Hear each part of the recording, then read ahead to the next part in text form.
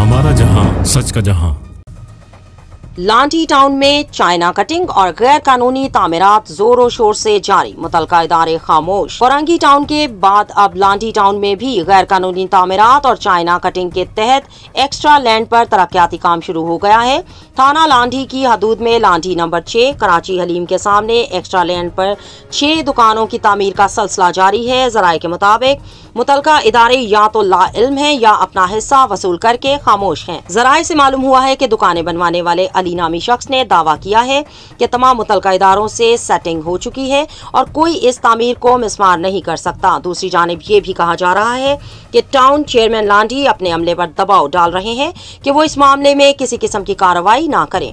अब सवाल ये पैदा होता है कि डीसी कुरंगी, एसी लांडी या टाउन चेयरमैन इस गैर कानूनी इक़दाम के खिलाफ कोई कार्रवाई करें या हिस्सा लेने की बात सच साबित होगी।